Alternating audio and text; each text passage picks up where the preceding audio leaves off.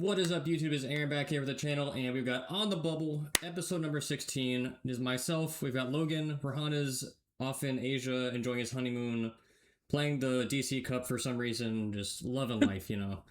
How are you doing, my friend? I'm doing well. It feels like it's been a while. It has. It's like, what, 3 weeks, something like that for you? Yeah, 2-3 weeks, something like that. Yeah, we've been a little slow. Holidays, not many events, you know. It's just, I don't have an event until, whatever, the 300th in February. Valentine's Day, they can't keep getting away with this, bro. Like, sometime we're all gonna get girlfriends. We're all gonna dodge, but luckily my girl has a work event that weekend, so I get to go. Not this year. Yeah, this year they still got me, but next year, surely. Fantasy football playoffs we'll discuss real quick. How are you still in? How many leagues you got? I made the playoffs in 2 leagues. The first league, which is like my big money league, I was like projected to win until like Sunday, like late Sunday, and then I died. And then the other league I was in, I had a 99% chance to win on Monday Night Football, and Darren Waller scored like 29 points on me. And yeah, and Waddle scored I think 4, so that was like my only lose condition. So I got eliminated in the first round in both of my playoffs. That is rough. What about you? I'm 3 for 3, and I am, I think, like 50-50 or like 55-45 in all of them. We'll see how it goes. Like, if I win in one league, I definitely lose in others based off like how many players I have that are similar in that. So if I get into 2 finals, I'd be very happy, but I'm not really expecting much more than that. Dynasty, I play against Bergeron, and I would love to be able to talk shit to him. His team is dog water, but you know, it's whatever. Sometimes Dynasty just get there like that. Alrighty. Other than that, Riftbound had their thing today where they posted their tickets for their events in February.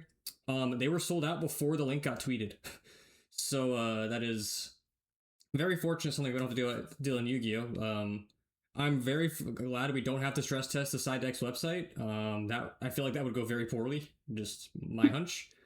But yeah, like they have whatever, like the 1,000-person event sold out very quickly, and Twitter today had just been all the rage of complaining about it. Which, I mean, like we could have all kind of anticipated this based off of how quickly the first one went out.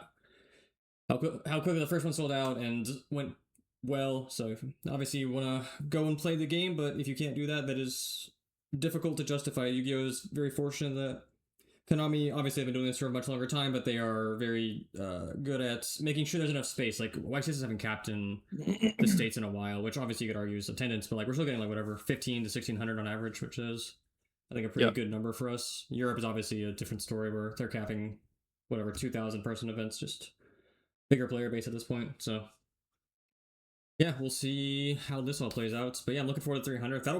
If there's an event that gets over whatever 2,500, like that is definitely the one. Like the 200th that I played at was I think like 4K. It was like the second biggest YCS ever. And the 250th I played in London was over 3K. I don't remember what LA was. I think it was somewhere around that number. So yeah, I will say for West Coasters, the 300th is really hard to go to because the airport that's near like where the convention center is like not the primary airport for the state, I guess. Okay. And so like Washington and California and stuff, or Washington and Oregon have no direct flights. Like it is not a thing. Is rough. Yeah, and the flights are like $600.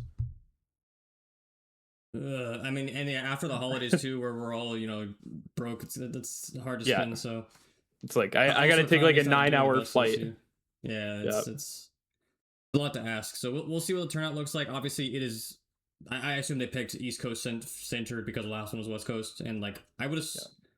I mean, I don't know. The player base is probably split pretty evenly between East and West Coast. Like the West Coast events are usually whatever 1,500. East Coast are probably pretty similar. So yeah, I'm hoping it's a good turnout. We will obviously see how flight prices look. I'm probably gonna book here in the next couple weeks. We'll see what happens there, but looking forward to it. We'll get into a little bit of balance discussion, kind of our anticipation for what that looks like, and then we'll do some burst protocol review, probably a little bit closer, sometime in January, whenever we get a more concrete understanding of what's in the set for us. But yeah, let's hop right into it. Real quick, we'll discuss the DC Cup, which is actually going on right now. I've been streaming it a little bit. It is rather similar to like our Nats format, from what I can tell. Let me share screen. And I full this. Oh, whoops. I don't know how to use my computer. Whoa, you're leaking. I'm leaking all of it. Oh, here we go. So yeah, a lot of Draco Tail, which just came out in like their most recent set. Draco Tail and Apophis were the new decks. Malice has Red Ransom banned and is still a very good deck. It's kind of just like how it is in the TCG, right? Where like the second that the target gets removed from its back, like it is so likely for the deck to just like perform well, make it you get to play really good non-engine, the form of like Dominus Impulse, and they still have. Dude, I think they have like one Dormouse, one Chessie. This deck is still just kicking. Like backup at Ignister was like an unnecessary ad, and White Binder still just such a good card that you can just play like Cryptor Control. It's they don't really like feel like they've lost that much. Ryziel is like effectively, I mean, it's like kind of TCG level. It's like 1x, 1 sword. But Detonator and Duo are still in duplicates. Mitsurugi's at full power, which, you know, good deck. It's obviously still running amok in current Yu-Gi-Oh! Ryziel Onomat, I think, is full power. Obviously, the hits, or sorry, there's no Baguska, but otherwise it's the same. Like, they still have Feral Imps, like, they still have all that, so. A lot of good engines. Orcus Fiendsmith, just a very strong going first deck. Gem Knight, which we'll talk about a little bit later. In the TCG side, just good go second OTK deck. They have spent it in the in this Master Roll, which we are getting in Birth Protocol, or is it in like the side set afterwards? I don't remember. I'm not sure. I have not been looking at like the most recent sets or like the upcoming sets too much, especially the most recent one. I don't know if we'll talk about that much, but we can briefly go over it, but I played against Cool Tunes once on DB rated. All I can confirm is Vanquish Soul is better than Cool Tunes. That's all I got to tell you. Yeah, those decks are pretty bad right now. Yeah, like maybe they become good in the future. And then yeah, so Dimensional Barrier is still illegal on the Master Duel. Obviously, Baron is too, which I didn't even realize until my opponent summoned it on me. That was a bit of a shock. So this is Santoli Yu-Gi-Oh's tier list. I will post it in the description if anyone is interested in hearing his thoughts on the meta. So shout out to him for me stealing that from him. I was playing a little bit. I don't know, whatever, 15,000 points, which I'll probably grind the WCQ. I assume that's what most people are going to end up doing. And I assume the format will look somewhat similar to where we are right now. I assume like Yummy and Vanquish Soul will come out. It's probably the only reason we're really discussing it is I think like where the meta is right now is I assume what the WCQ for Master Duel will look like, which is usually in whatever, March or April. So we'll see how that all plays out, but I expect it to go rather well for TCG players in terms of just because like you'll have a pretty good understanding of what it all encompasses. Yeah, from there we've got Genesys. We'll kind of just like skim through all this because we're both not super up to date on it. If you want to go look at channels that have been discussing it, Pack, he did a couple of videos on it.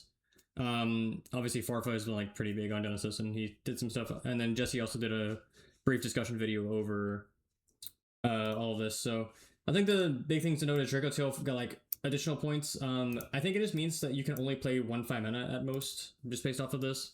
Which I thought was a better way to play it anyways. Like, obviously, 5 mana is, like, a really strong interrupt, but, like, you just, like, kind of value the consistency of your deck. And Flame was actually, like, a splashable going first spell negate, which was hilarious. So, like, I put point on that to, like, kind of mitigate that. Droll going to 25 is, I think, really massive for the format. Like, it was a really just effective staple, right? Like, it was, like, 15 points for just probably, like, one of the best non-engines ever printed, so really nice to see that card get removed effectively from the meta. Onomat was really oppressive. K9 decks were really oppressive at certain points, so those decks are effectively dead. What else is there? Like, they put points on towers, which I think all these hits that I'm noticing, like, they're all heading in the right direction. So, like, and they're also starting to remove the points from, like, the decks that don't need it, right? Like, Centurion, that's a deck that, like, that feels like a format where Centurion should perform well in, right? And now it's approaching the point of being able to be played. Ninjas losing their points. Subterra losing their points. Like, that's a deck that, like, without floodgates, I think is a very acceptable power level for that format. 6 Sam, as long as there's no FTKs with that, should be fine. Voice's Voice, probably should be fine. Nadir Serpent going down, I think we'll see how splashable that becomes. That's a card that is just, like, very, very strong.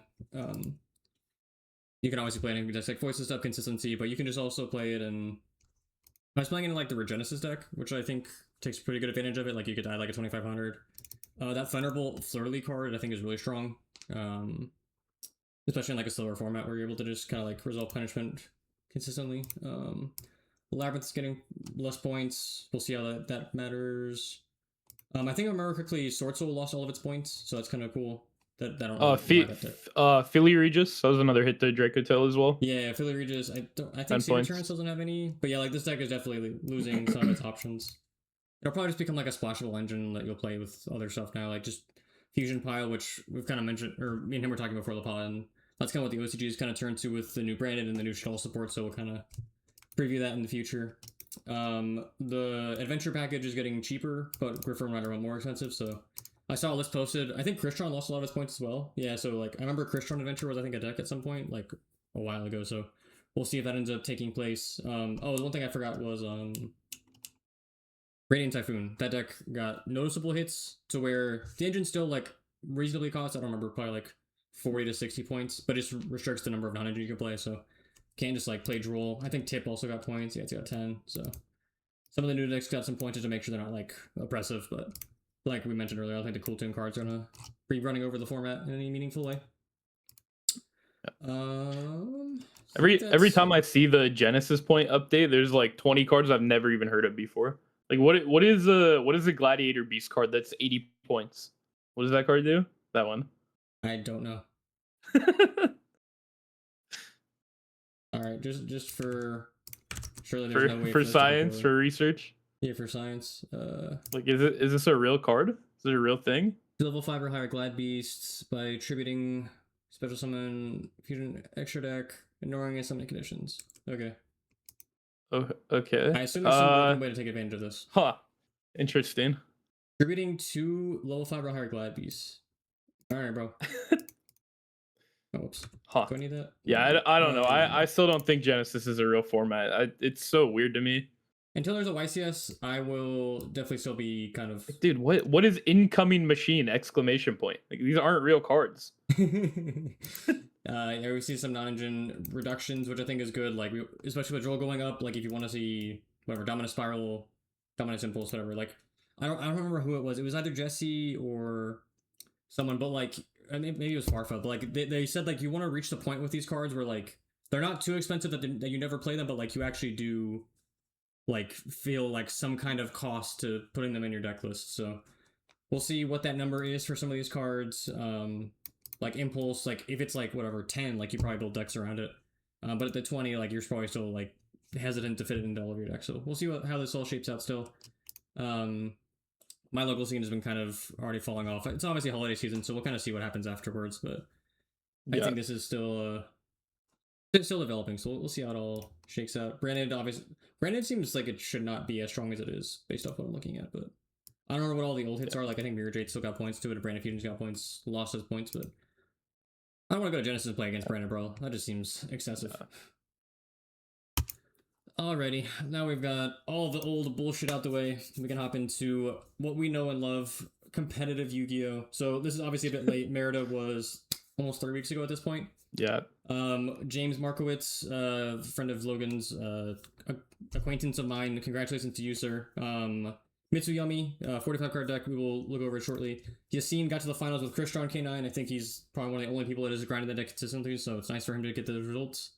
Julian Kahan running Vanquish Soul back, getting top 4. Philip Wittinger, I'm not sure how you say it, German. But he's just been on a tear. I think he's topped like every event that he's attended. Like I know he top 8'd multiple regionals recently. He top 4'd or top 8'd, what was it? The most recent was it Bologna for yeah, he got he got second at one and then like 9th or 10th at one or 11th or something. Yeah, he's just been on a fucking tear. Like he's been he's been topping everything. Yeah, he's just very good with the Mitsu deck. Christian Arena and Francisco, I don't remember what his nickname is, but he's been on a tear as well. Like he played Malice for a while. He's back on Pure Yummy, which I think he played for like the pre-Malice whatever decision. Mario D'Amico. There were a lot of Americans that I saw. Heisem, Jib, Pack, James Valentino. So yeah, pretty good showing for this. It was a pretty small event. It was like 486 duelists. So yeah, only what was that? 12 rounds. So pretty small events. Yeah, you're gonna see things. 12 rounds. Yeah, so top 32 breakdown, 8 Mitsuyami, Draco Tail at 7 and 32, none in top 8, which I think is the first or second time we've seen that, surprisingly. I think Bologna also had no Draco Tail, if I remember correctly. Or maybe just one, something like that.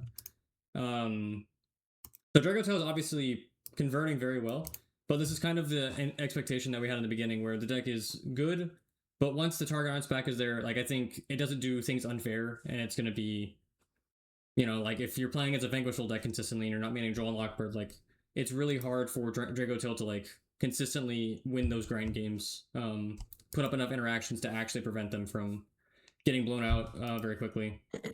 To say nothing about like getting your traps like Ash and Bell just makes the game potentially harder.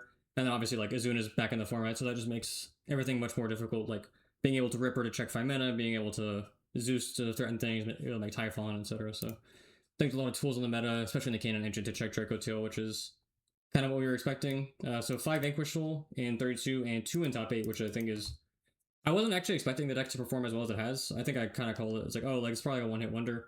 I'm not sure if the consistency issues are just fixed, or if it's just like K9 like pure K9 effectively is like that good of a deck that it's just able to keep winning as much as it is. I think that's what it is. I think that's more so what it is. Yeah. Yeah, I mean, K9's obviously very good. Like we see Christian, obviously is Yassine, who has a lot of experience with the deck, but kind of surprised to see. I guess it didn't surprise me because like the K9 engine is just obviously very good, but yeah, I don't know. Like it just feels like a deck that like has some consistency problems. Like even if you're maxing out on ways to Jokel, there's only 9 of them in the deck, right? And like if people were playing Valor to any extent, like I think there's like a little bit of a paradox with the K9 engine where like, oh, I don't want to play Valor because Ripper, but like, and they open Jokel, okay, I'm screwed. But like if you are proactive in stopping the K9 engine from getting 2 level 5s on board, like whatever you're ashing or case for K9, you're belling elements, you're Valoring to Roy. I think it is pretty unlikely for that deck to consistently get to multiple level 5s on board. But I don't know, maybe it's just like not good enough against Mitsuyami. That's probably why the deck is still at the top, right? Like you can't just like keep playing Valors and Imperms in your deck and expect to stop Mitsurugi cards. So kind of a bit of a paradox in that regard. So we'll hop into some of the deck lists. This is James' winning deck list, 45 cards, 3 Marshmallow, 2 Lollipo. Non-engine, we've got Fua, Ash, Droll, Droplet, Crossout called by Imperm. And extra deck seems pretty normal. Got the Gorgon in there, and then side is just a bunch of Floodgates, Retaliating, 6 Chummies, Double Cyclone, and then a Croaky Tactics, 3rd Imperm for going first, looks like. This is a deck. Yeah, we've been looking at this for a while. Yeah, he pretty much just took like all the possible tech cards that you could play in this deck and just fit it in. He just made them. Yeah, he just played everything, which I think is fine. I think Droplet's a good card. Like obviously it helps with the K9 matchup. Can stop cards like Azuna and Lupus. I think it's a card that's trending up marginally. Yeah. I'm still pretty opposed to playing Kusanagi and Aramasa. Like I understand their utility, but I think it's just so much clunk for like so little reward and a meta that is I think relatively fast. Like your games, like there's a lot of actions in each individual turn, but like the games are like whatever 3 turns at most. I think in most situations. Like I just don't think you can afford to be breaking that much. Obviously, it worked for him. Like he played the second Mitsu ritual, so whatever is probably slightly more consistent for him in that regard. But this is not how I would have approached the deck. I assume he just obviously played very well. Has some favorable matchups, but yeah, I don't know, man. This is just not how I would be building the Mitsuyami deck at this point. Like I'm just really just like the Futsu and all the additional clunk. What about you? Where are you at in the Mitsuyami perspective? I mean, yeah, the deck is like there's like 35-ish cards that you just always play in this deck, and after that, I think it's just more so like I don't want to say preference, but more so just like your deck is going to be better depending on what your matchups are. Like if you play against a lot of Draco Tail and like pure Yummy, like the little guys are going to be better, like the Kusa and Armasa. And if you play against like more like combo-y decks, they're just going to be worse. So I don't really think it matters that much what you do. I think just like having Yummy cards and having Mitsu cards in your deck is going to be good enough most of the time. For me, I ended up settling on playing the full package at the remote YCS, and I bricked a lot, but I wasn't actually bricking on like the shitters like you normally would. I just was like bricking on like drawing mirror and stuff. But having the little guys in my deck like definitely won me several games that I probably wouldn't have. But Mhm. Yeah, I don't know. I don't have like a really firm opinion on either. Fair enough. I just realized that, like, whatever, the past 20 minutes when we were talking about links, I didn't even have it maximized on the Discord call, so my bad, guys. Hopefully we were doing a good job of the podcast and still discussing everything that we're bringing up, but my fault. Yeah, I mean, the Mitsumi, like, I think it's still good. I kind of look at it as like I'm not sure if this or the Draco Tail deck are like the whatever, like the skill, like the check of the format. Like if you can't beat either of those decks, then your deck probably doesn't function well. Draco Tail's Yeah. probably that like bottom of the line, like you have to be able to like go 50-50 against it to have a chance. But the baseline deck. This deck has its own consistency problems. Like you can kind of like flood it out. Like Draco Tail, like much more consistently going to accomplish its game plan. I think this deck is going to accomplish that goal a little bit less on average. So Yassine's Crystron deck, spell cancer, woohoo, yay! That card will hopefully get banned or Kinkiri or both, you know, whatever. Pretty high canine count like we've been discussing. 3 Naroi, 5 case/elements, Imperm, Izuna, Beldril, Ash, Fua. Yeah, this seems pretty clean. Durandal, this Durandal Drone Lock thing is obviously also, you know, just one more reason for Drone Lockbird to get points in current Yu-Gi-Oh! And just like get banned or some shit, you know, something like that. Lancia retaliating Perulia, and then some more engine for going first. He cited the Force Release, which I really like. That card is fucking broken. I think it makes Canine decks so much better. And he only plays Ripper and Jax too, which I understand if you're signing it, but yeah, I mean the Jax card I think is very slept on. Obviously most decks are playing it, but like I just think I've seen some lists cut it, and I'm like, that card it makes Force Release so good into Yummy when before like the Canine engine could literally do nothing into that engine. Into the Yummy. Like now it like actually interacts, like it clears Minion plus a body or a Croaky plus a body, and just it's very good. Yeah. One thing funny about the Force Release I was gonna comment on is I've seen Yassine side deck this card for like, I don't know, 2 or 3 YCSs now. And I think every profile he said it's like the most irrelevant bad card in his side deck. Then just cut it, bros. Play this Like, like yeah. I don't get it. Also, we want to talk about the link in his extra deck, this guy next to SP. It just summons, it's like an extender that summons from hand. It's one of the ways that I think you get to spell cancer, if I remember correctly. Like you have to like, I think it's like if you only open Naroi, this is required to get to spell cancer. Yeah, I don't remember all the lines, that's also my assumption on that card. Yeah, I think that is what is required of it, or like why it is there. Yeah, I mean, obviously, congrats to him. Yep. I don't think this thing is any more impactful than Vanquishful. It's obviously a little bit better going first, a little more consistent. Going second, your engine is not particularly beneficial in that regard. Like, you're not summoning Holy Sue or Rosin, which will clear boards, right? So, you may have like marginally more non-engine slots, I think, in this deck. So we're up to, I think, like 15 if you don't count Azuna, so which is pretty solid. 14 plus Azuna, which I think is pretty good number, considering what you are playing. Yeah, I mean, so obviously, congrats to him. And I think that was the last one for that. Obviously, we got the Blue Eyes, we got the Odeon in there. Shout out Logan, calling this shit, whatever. Months ago, he's just like, I know Blue Eyes is going to top Central American events, and he's correct. All right, so this is the most recent event and the last one for 2025.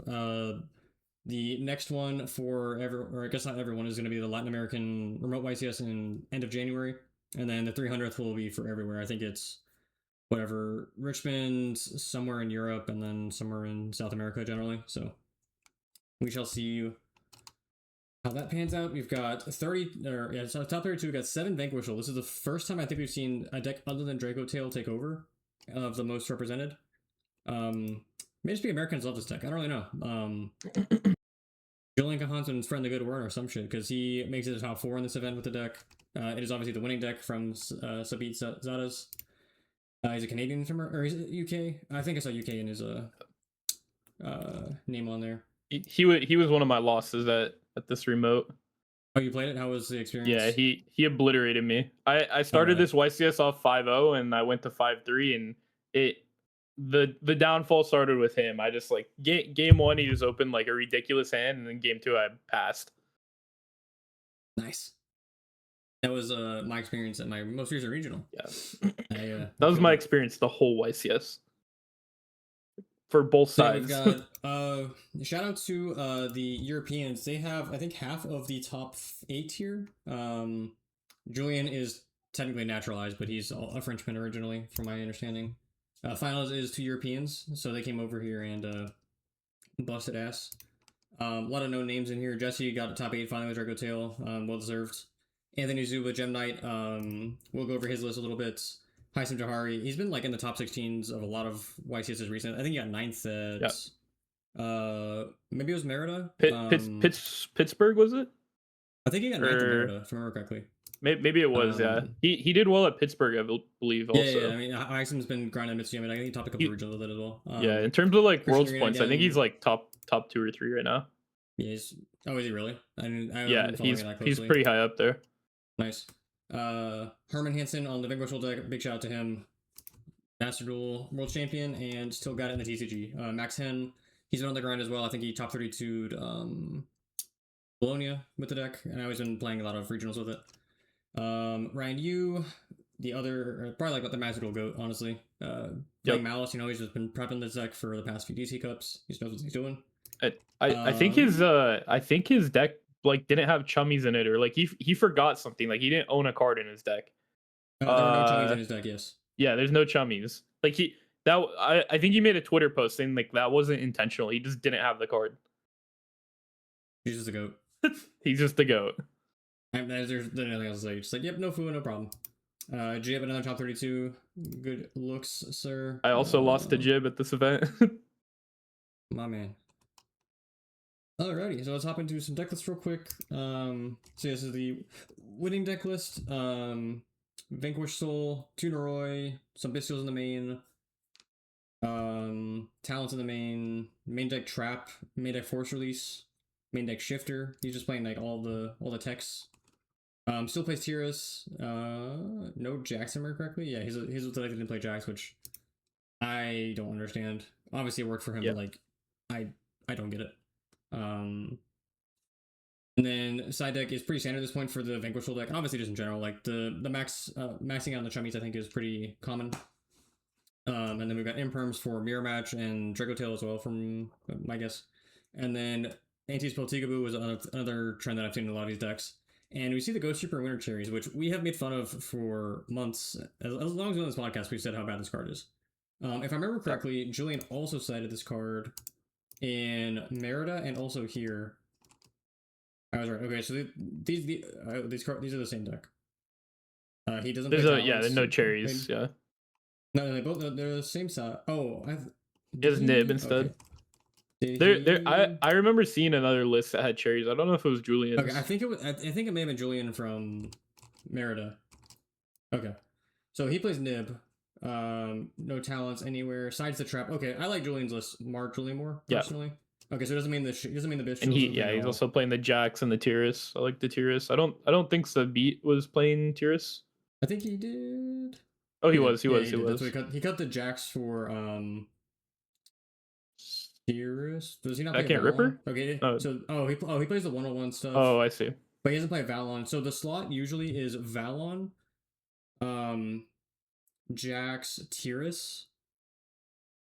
And I think there's like one more, and you get to pick like 2 of the 4. I don't remember what the last one is that's cut. Oh, it's usually like the second rock, and they're all playing the second rock, which I agree with. In my list I cut the Tyrus. I actually don't find that card to be too valuable. I will be open to be proven wrong, but like I definitely maybe it's just good enough against Draco Tail. I don't know. When I play against Mitsuyami, I always just value Typhon more. So from my experience with the card and also just talking to people who play this deck, they pretty much tell me that like if you're playing against like a solid player, like the Tears is never going to come up. It's more of just like a skill check card. Which out of YCS, that is like, that's a good card to have your extra deck. Yes, sir. But it's definitely cuttable. It's for sure cuttable. The other discussion I've seen is like the 101 versus the 104. It's ironic that, so my thought was if you're playing the trap, you don't need 104 because like you already have enough end board pieces in your main deck. So like the extra utility of whatever the 101s, and some people play like the 107, the C107 that just like is a cold wave type effect.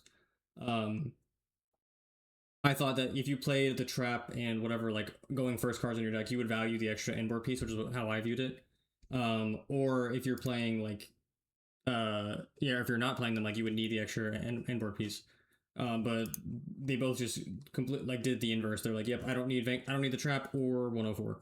And then the other one was like, yep, I want all the going first power. So it's nice to see that there's a little bit of variability, but obviously at the end of the day, like these decks are very similar. I think the Vanquish deck is just rather well positioned into how much Draco Tail there is. Like I said, I played a regional. I think it was like 6 of my 9 rounds were Draco Tail, which I think is just probably over representative of what it should be. But I mean, the deck's pretty accessible. I think it's a solid deck. It obviously is like pretty. It honestly is pretty fun to play as well. So I think that's a good selling point for it as well. Yeah. Any final thoughts on the K9 variants? We've got a couple more stuff. Not a whole lot. I do think the Reaper discussion. We kind of got off track on that, but when in my deck profile, and the thought that I had was Reaper and Meows conflict. I may be a little wrong in that, where like you want to draw one or the other, or like you just like have to draw one of them to have a chance against Yummy decks. But just because like if you ever draw Reaper past turn 1, like I guess your thought is like you just like lose the game anyways if you don't open Reaper. But I don't think the Yummy matchup is that bad to like justify like, oh, I have to draw Reaper or I lose. I'm not sure how much you view it from the Yummy perspective, or how you view it from that side. Yeah, it's kind of weird. I think Cherries is like just not very good against any of the Yummy variants, but this is like one of the decks that might have kind of an exception, just because like obviously it's the attribute. This is also a deck where like you kind of just have to have high impact non-engine. And I just don't really know what else are you gonna play in that slot? Like if you feel like you need more stuff for like Mitsuyami, you need more for like Pure Yummy. I just don't know what else you put in that slot. Like you could try like Dark Ruler, like everything else is like really mediocre. I feel like Cherries is like if you pair it with anything, like you pair it with Ash, you pair it with the Chummy, like obviously pairing it with Meows isn't great, but like pairing it with Fua is good, pairing it with Perulia is solid. Like you probably just have like a much higher win rate pairing Cherries than you do like pairing like something like Dark Ruler. Like there's like no Droll in the deck either, I guess. Because Droll would be like Droll would be like the argument for it. Which is Droll just doesn't pair with the Cherries at all, or would pair with the Chummies at all. It's also not an attribute, which is like maybe the deciding factor, but still not a huge fan. I think there's a lot of ways to get around the not having the Snatchy. Reaper has to be paired if your opponent. I guess I guess not everyone is playing 2 field spells. My thought was if you're playing Reaper for Snatchy, it is primarily for Pure Yummy. Obviously, Mr. Yummy you can hit as well. But if you're doing it for Pure Yummy, they're playing 2 field spells, and if you do not open any other form of interaction, they can just shuffle back their Snatchies with the field spell engrave. So I'm not sure how reliably you can make that happen, obviously, but it just seems. Also, like a lot of the to check this. A lot of the Pure Yummy decks still play the Link Karibo as well. Oh, really? Okay then. Yeah. Then the deck probably is going to function reasonably well through everything. Yeah, it's kind of weird. I think it is kind of like a meta call. The Mitsuyami decks were cutting the Croaky completely, which makes it better. The Pure Yummy deck was like it saw a spike in popularity and then it started kind of falling off a little bit. I'm curious if the Pure Yummy decks recently were playing the Link Karibo. I know they were not too long ago. What's the top placing Pure Zeo Mundry? We'll skim all these real quick. So Heisem's top 8 list did not play a Croaky. I assume G's list is going to be very similar. Christian Arenas. Yeah, no Croaky. I don't know if they were identical, but also did not cite it. This is Justin Russell's top 16 deck list. He cited the Croaky. The one thing I was going to mention was Justin Markowitz, or not Justin, James Markowitz. He did side the Croaky. So if your thought is people are just going to copy the trend, then it'll probably be in this. And there's no link here, but he's playing the K9 package. So this is a weird deck. This very similar to Maximilian Hen's list. They may be card for card. I know Max played something very similar to this at Bologna, where he topped 32 or 64. I don't remember what it was. Yep. But yeah, there's also Ibli in this, which is I think Zio's edition. This is Max's. Okay, so Max played, dude, 7 Psalms, and Ibli is insane. Good lord, he just wants to win going first every time. I think it's also because they get to take out the Canine cards going first for a lot of matchups. I get it, but I guess there aren't too many better options for going first. They're also just hit every matchup. I get it. It's just such a big commitment.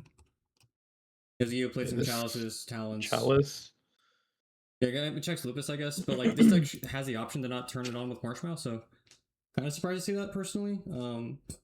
Because hitting like Arthaline on turn 0 is like obviously fine, but like, does it really matter that much? Not fantastic, yeah. Yeah, right. Like I think you're just like already in a bad position, and like unless they're just like sending their entire hand and getting Chalice, like you're probably. Yeah, it's probably not that bad, right? Because like this deck has a Kroki, you can pop the back row, and you probably clear both the back row and negate it. And they honestly they could probably throw their Charm with like 1 or 2 cards in their hand, so it's probably not that bad, honestly. Can also get Holy Sue, so there's definitely worse. I thought like the Canine deck was already unfavored in DME, so I wasn't sure this was something you needed to play. So maybe it was going second into some matchups as well. I thought this card would have been like Droplet maybe, but just to get some going second utility, but obviously worked out for him. And then this was the first place list, and so this was the innovation to the Draco Tail deck. It was whatever 7 of 6 to 32. But there were 2 lists in the top 4, I believe. Both 2. I know Gabriel Soucy's French. I think the other guy was French as well. Sorry, top 8. Maxence Badul. So they're playing probably like one of the OG lists that we played with this deck. 2 Squamata. He mains the Dragon, Hedgehog, and Beast. And then 2 Cartesia, and he's also playing Odd-Eyes Dissolver, which is something that I wasn't playing initially. And then 2 Pan, 3 Urgla. Like, this is like a max engine deck.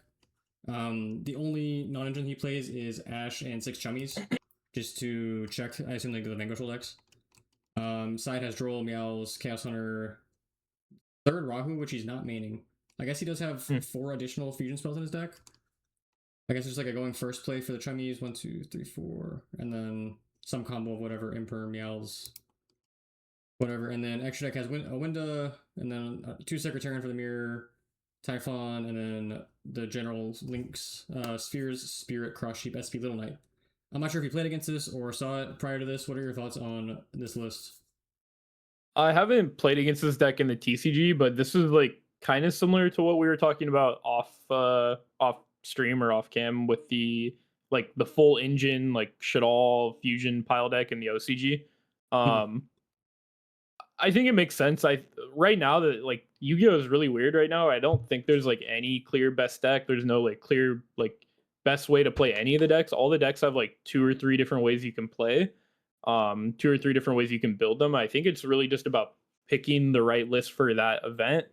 And I think like the results from the previous event don't matter like deck building wise. I don't think they matter that much for the next event. I think it's just like you pick an archetype that you are good with and that you think, you know, is like one of the top 3 or 4, and then you just have to innovate it for that event and then hope you play against the right matchups, which I think is what this shit all list is.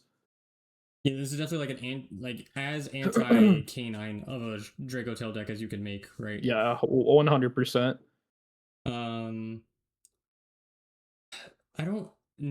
So I guess there isn't really too much you could do. My thought is like Izuna is not bad in this type of a deck.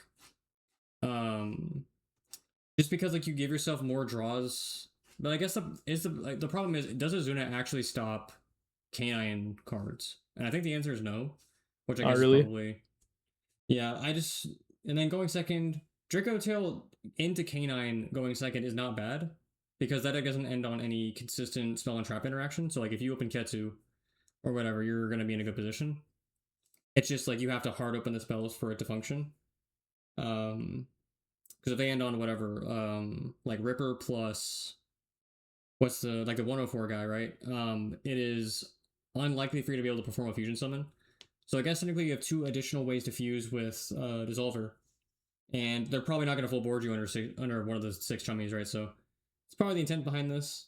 Yeah, I mean, I don't hate it. Like, it's, again, obviously, like how I first played the deck when I thought Canine was going to be popular. Like, if you're not windowing those decks, like you're probably in a rough position. So it makes some sense. Yeah, I obviously like if you're playing against like Mitsuyumi or whatever, like you're probably gonna be having a rough time. So that would be like the counter. Yeah. But like if obviously when you look at the top 32 and you see seven or like whatever a quarter of it is vanquishable, like that just kind of dictates that, oh, you made a solid call. I'm kind of curious how the deck plays into the mirror. I assume not favorably.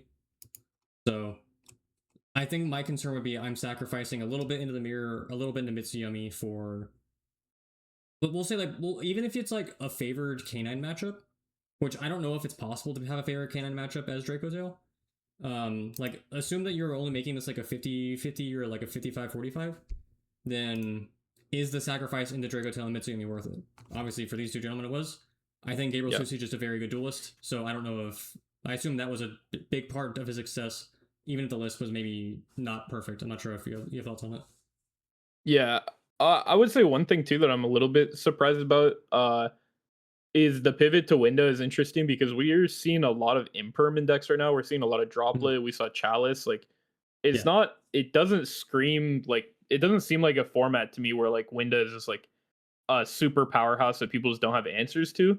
It really just seems like the canine that or this Dracotail deck is just built to have roughly a 50-50 matchup against K9 or just not, a 90-10 matchup. Mhm. Which I don't know if that's how you really want to build the deck. It's not really how I've like ever built decks in Yu-Gi-Oh! I've always just kind of accepted that, if you're gonna play a deck that's a bad matchup, it's probably gonna be bad and you don't want to make your good matchups worse. Um but it's not really like the Shadal cards are like necessarily bad. Like it is just more engine, it's more pushes, it's more things to do. And if you don't think that there's good non-engine, I guess it's like what are you gonna play next? Like it's either branded cards. Like I don't dislike it, but it is a little bit weird right now. Mhm.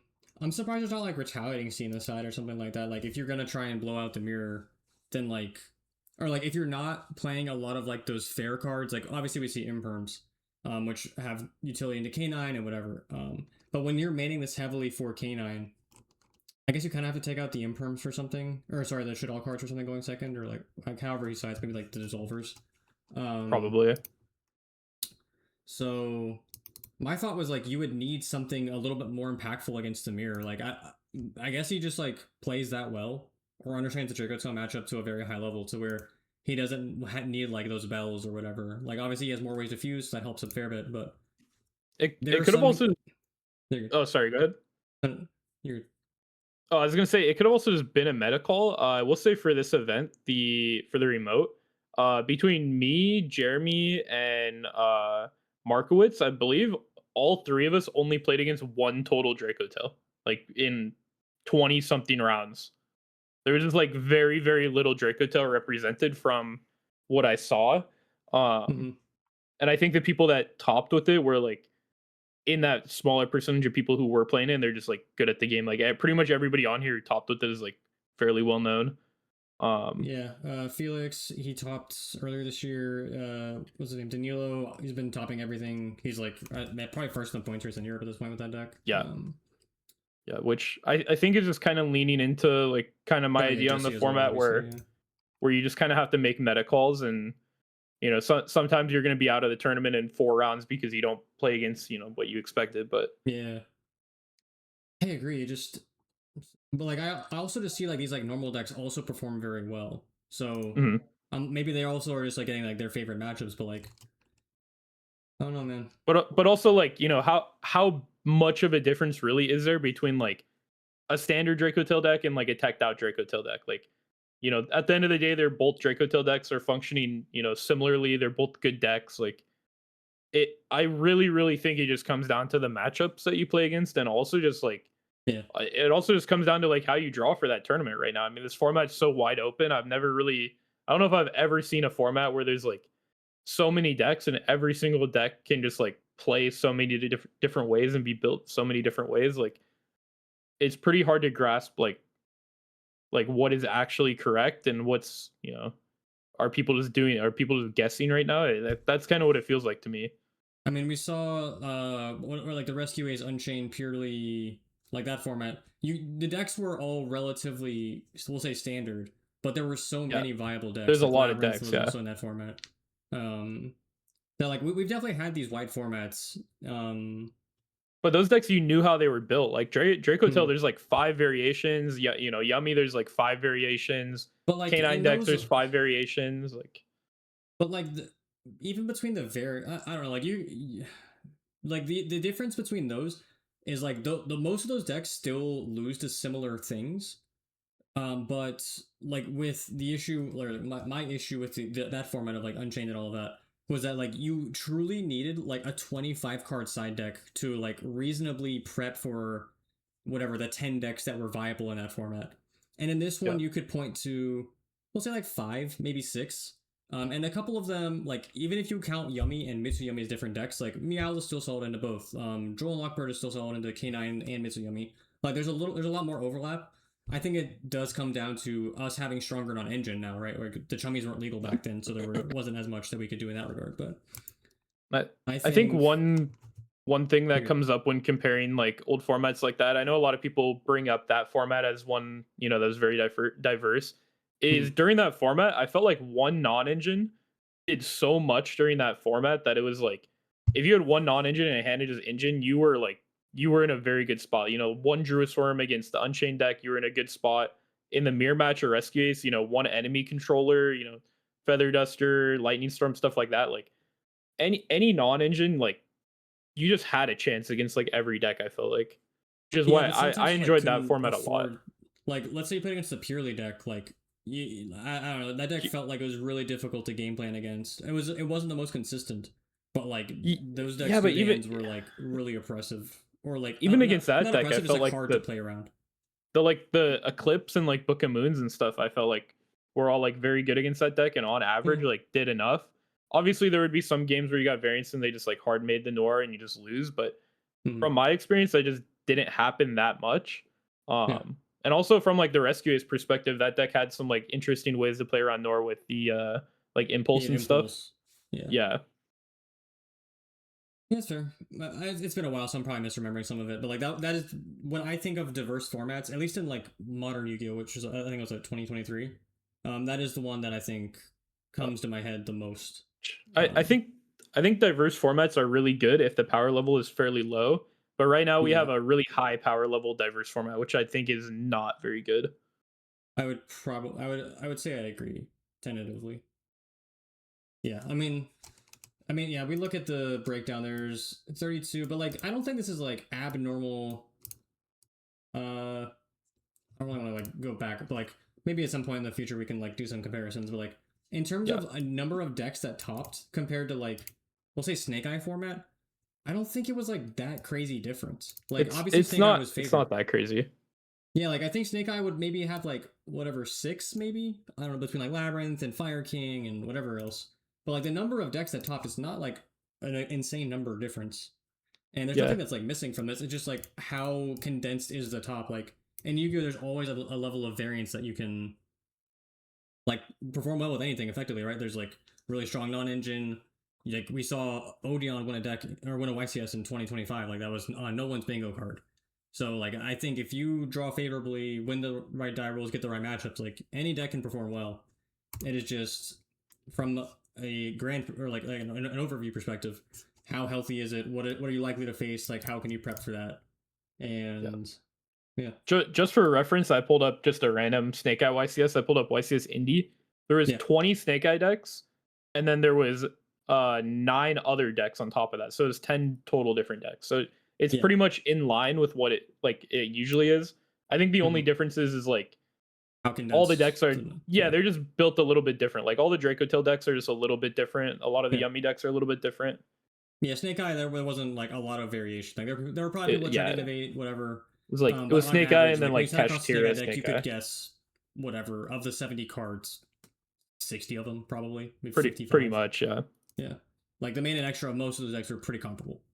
Um, which is like I prefer the ability to tech and do all this innovation and whatever for events. So this is definitely where I would lean. I agree the power level on average should be a little bit lower. Like if I don't draw Droll versus Mitsuyumi, and Droll is not even like the end all be all. There's so many lines now that can just like kind of mitigate that card's impact. Um, But just like as an example, like I don't want to lose to Mitsuyami because I didn't draw a hand trap and they hit on 5 interrupts plus Yummy Engine, right? Like it's just not what I would like to be facing. So we'll get into that balance discussion rather soon. So this is Jesse's list, kind of just doing over real quick. Pretty standard for him. He made X5 Chummies, still nibs. He plays the Brandon Sailor Fallen Virtuous. Plays Mysterion, which, and then a smaller branded package, only 5 in the extra deck. Chaos Star Source, only cross sheep as he does. 4 Chummies on the side. Lancia to respect the Malice deck. He's probably been chatting with Ryan a little bit. Bell 4 crossouts. Yep, seems pretty usual. I'm happy for Jesse. He's been going X2 and like whatever, not topping consistently. Just like whatever, losing a round or 2 a day too. So he's obviously very good at the game end with the deck. So seeing that hard work get rewarded is nice. Anthony Zhu, the 1 Gem Knight duelist, he topped Nationals with it, and I think another YCS maybe? I don't remember. I have no real thoughts on this deck. I still don't know how it plays really. I could give you a rough idea, but I can ask me to play it. No, 0% chance. The 1 Brilliant Fusion, he's maining Fallen the Virtuous, which I assume you don't need. He just plays 1 Albion. So 1 Fallen is 2 pops, which I seems solid. Baoku is for this Christia card, which we're gonna get into Christia real quick. Like. So yeah, Sprite, Sprint, Vingolf, it like adds a sends a Light Fairy. Yeah, I think it's just a going first card to try to get to like Diviner and like Christia lock sure, you. Man, I'm like, so excited for getting Christia. Like this is another example of like this is just temp high. Yeah, a little bit too high for my liking, right? You know. Yeah. Like I don't want to like tell my going second opponent to go first and him to just FTK me. Like that it feels like it shouldn't be allowed. You know. I may be alone in that, but that's just my personal preference. And Zio's list we already went over. He's playing the canine stuff. Congrats to you, sir. Alrighty, let me pull this up again. And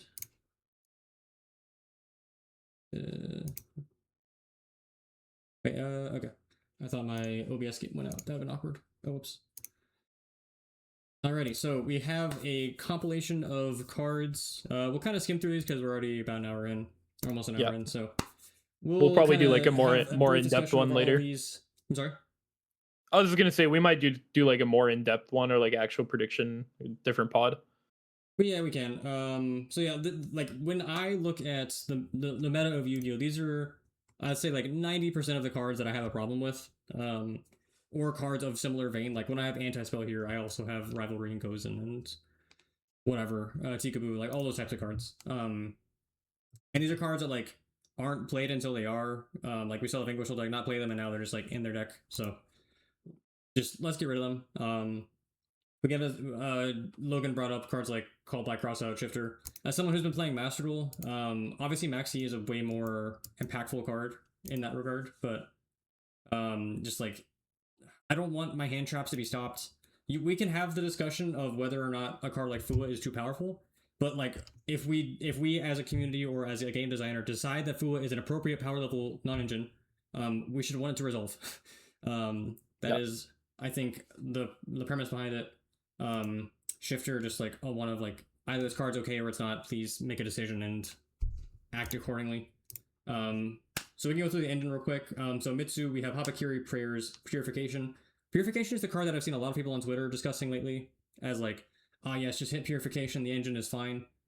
I think that's probably fair, especially if your goal is like, oh, we don't expect the Mitsu deck to die because they're getting a structure deck in March. Like, if you ban Purification, the deck's probably fine. Because whatever, right? Like, you're not gonna like kill the consistency of this deck. Like, there's still cards like pre-prep. There's still a lot of bridges in the forms of the Link 2 and whatever else. I think there's another bridge as well. There's like 2 Link 2. I don't remember what the other one. Oh, you can play like the really shitty one off of Tachyon, right? That you can search. So like, there's just so many ways to access Hapakiri that unless you ban Hapakiri, which I don't anticipate them doing. No. You probably do just have to like ban Purification to actually minimize this deck's impact. I would also, even if you ban Purification, I would like to see Prayers go to 1. Like, I don't want this deck to be splashable to the point of where you have so many strong starters for the engine. Like, I want you to actually be like making your deck worse. Like right now, the ratio if you play Futsu, Kusanagi, and all those, and like free preps, it's probably what, like 9-5 in terms of good versus bad draws. I want it to be 5-5. Like I want you to actually be making bad deck building decisions to include these cards in your deck, because once you get them started, like they're never gonna end, right? Like they just all recur themselves. They all have gained so much value. So I think Purification Band is acceptable. I would still like Prayers to be hit as well. Any additional thoughts on that? Yeah, I think the Mitsu structure deck thing is a good point. If I had to like place a bet on what Konami would do, I would guess Purification ban, Arclight ban, Prayers probably is just going to go to 2. And then I think there's like a pretty good chance a Zombie Vampire gets banned. I think that would be like a good starting point to prevent them from being like splashing yummy, but also making pure Mitsu still playable to like promote the structure deck and stuff. Yeah, I think that's responsible at a minimum. Oh, I got two white binder. That's what that was. So we can go through Draco Tail. I've seen a lot of people just. I think Draco Tail is the appropriate power level for modern Yu-Gi-Oh. Like this is a deck that when I sit down against it, I'm like, this is probably gonna be a good game. Like I'm not like stressed. In most situations, we're not gonna blow each other out. Like maybe my hand is weak to a flame that I lose, but on average, it's gonna be like a pretty solid game of Yu-Gi-Oh. And this deck, when it goes untouched in the context of this ban list that we assume is probably like in a perfect world is like sizable, but not like format warping. I just want like a few hits here, a few hits there. But if Draco Tail gets untouched through all of that, probably going to be a bit of a problem. If you want to like actually minimize the deck's power, you would like put 5 mana to 1, which I don't like. I really like the engine non-engine hand traps, or like the engine hand traps. I think they are just good for Yu-Gi-Oh. Like I want to not be required to play these cards in my deck, like Valor and Imperm, if I don't want to. Like I want to just be able to like play Yu-Gi-Oh into Yu-Gi-Oh and not feel like I have to like whatever droll or draw 2 hand traps. It's not my opponent. Just having that option of whatever being able to find mana or Holy Sue or Izuna, like all those cards I really like. We can argue maybe a card like Holy Sue is too strong, but 5 mana I think fine. The Draco Tail deck isn't doing anything too unfair when it fuses. It's like bouncing some cards, which can be impactful, but on average is not going to be game warping. So I think you could like semi-limit some of these cards. People mentioned Arthaline to 2. In almost every game, well, we'll say like what, like 10% of games the third Arthaline comes up. Yep. So I would say the third Arthaline is probably the weakest hit. So if they don't actually want to touch the deck, probably hit the third Arthaline. And then like it's probably, I think it's probably alright. And then probably just like semi Ketu, semi Femana, or like semi the 2 spells. We were having this discussion earlier, and like there isn't really like the Draco Tail deck doesn't really get touched by like there's no bridges into it, whatever. Like even if you play Spoon, like you're not really bridging into Draco Tail. Like I think you can through like some weird shit, but like that's like we don't need it right now for that deck to function. Like the deck is right now Draco Tail and non-engine, and like some good fusion monsters, which are like relatively generic. So you do actually have to touch the Draco Tail engine for that to be impactful. So I think it's like sending the spells probably fine. If you want to send my Lucius or some shit, like sure, but otherwise I kind of like 5 mana and at 3. I would prefer it to be that way personally, but not sure if you have any thoughts on that. Yeah, I think with the Draco Tail deck, you could take every Draco Tail card that they play at 3 and put them into a hat and draw 2 of them and semi-limit those 2 cards, and it'd probably just be fine. If I was doing it, I would probably put Arthaline to 2. I don't think the third one comes up that much, but I think it is like a little bit of like an interesting resource management game, only having 2. And there are definitely games where like you lose because your opponent like has a third one, and then I would probably just hit like Ketu to 2.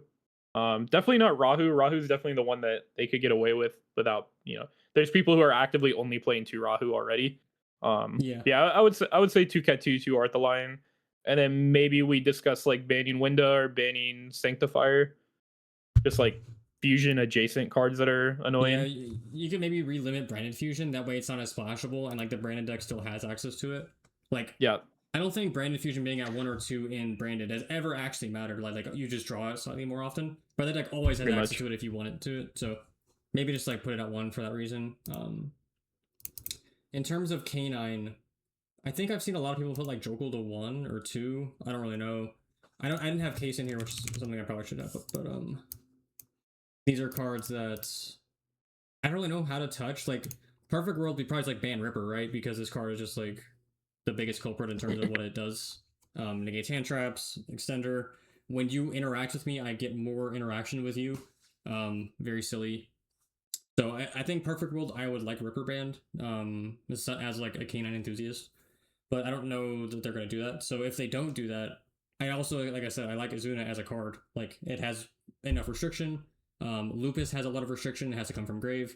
Like you can bell it, you can obviously chalice drop it. All those cards, like they're very interactable. So like the actual problem cards of the engine are probably like Jokel and Case. Um, Yeah.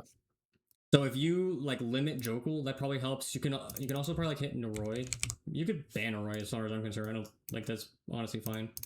Um, but yeah, I think limiting Jokel is good because then you can way more comfortably just like Ash Case and Ash Chaotic Elements, and just like assume they're not going to open it. It also minimizes how often they can play through Drool, which, assuming Drool sticks, like that, it matters. So limiting Jokel, I think, is probably the most reasonable play. Any Yep. additional thoughts there? Yeah, I think what Konami will most likely do is probably limit Jokel and maybe like semi-limit Azuna or like some like limit Case as well. If I were making the list, I think what I would prefer is like ban Saryuja, ban Quinquerry. Obviously, I would like to ban Ripper, but I just think it's like very unrealistic. So like realistic hits the Saryuja, the Quinquerry, and then like I'm kind of just okay with those two being gone, and like you can kind of keep the rest of the K9 cards. I'm okay with K9 just playing like with its own engine. I don't really care. Mhm. And that's kind of how I feel about most Yu-Gi-Oh decks in general. You just ban like you ban the cards that bridge and you ban the cards that like get them to the the unfair stuff, or you like ban purification stuff like that. I think it's fine to let them play with their engine. Mhm. If you limit Jokel, there's infinite ways to Jokel. I don't know if it matters that much. Maybe you could ban Noroi, like you said. I just don't see that happening. Yeah. Um, yeah, I think they're gonna limit Jokel and maybe ban one or the two Saryuja or Quinquerry, hopefully both. Yeah.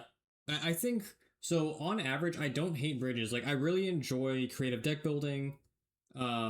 Like Trips deck was neat. Like all of these things are good. The issue is, and like you've been kind of talking about this whole time, is having a high power level of the format. You can't have both a high power level and accessibility. That is Yeah. when shit gets too crazy.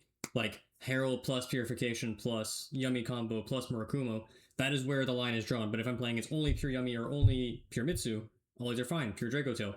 Like the Justice Hunter's initial format, Vanquish was a little overpowered. Sure, won't argue that. But like that deck, like that format was, I think, relatively good and pre all of the bridging. So every deck was kind of isolated in of itself, and it was kind of fair and whatever.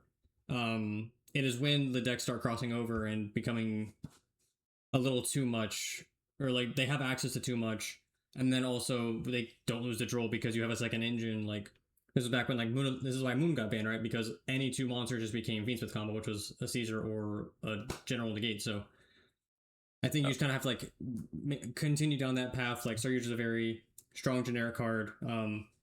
Honestly, surprised it lasted as long as it did. Like this card was like integral into like the FTKs for a while, so I guess good on you for lasting as long as you did. But like probably just get the hell out. Kinkiri is a includes a mechanic that I think most people have kind of agreed upon as being negative, which is giving your opponent a monster. That effect Yep. is generally only used for evil. Or in this situation, you just have spell canceller. You could argue to hit spell canceller as well, but I think Kinkiri is probably just like the safest touch there.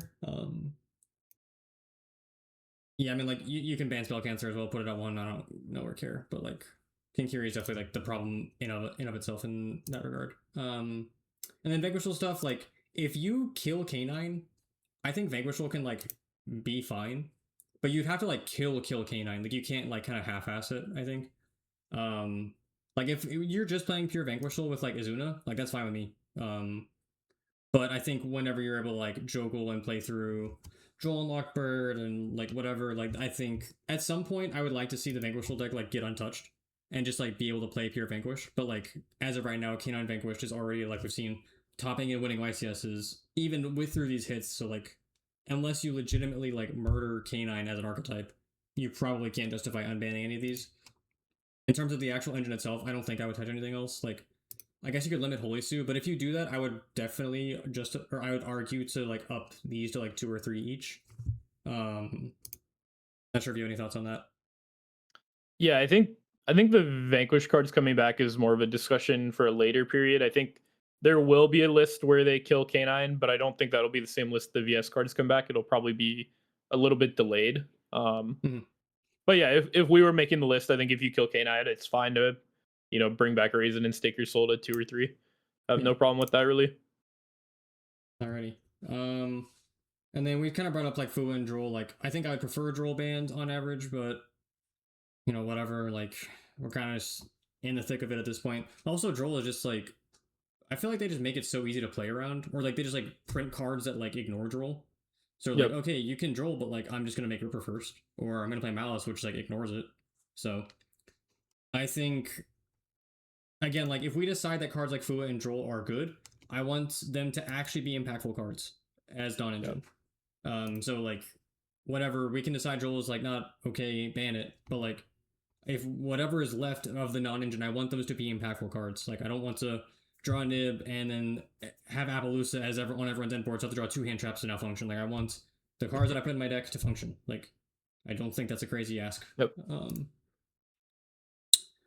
Yeah, otherwise, ban one of the Malice links. I just don't want that deck around anymore.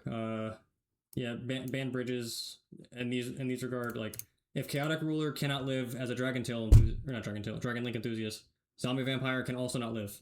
I stand by that. This card also just like is more generic and shows both people's decks, which Yeah. Get to like now tailor my inboard to my yummy opponent, whatever. Yeah, floodgate cards, Christia, all the barrier statues, spell canceller, Winda you just brought up. There's more Shadell support in the near future.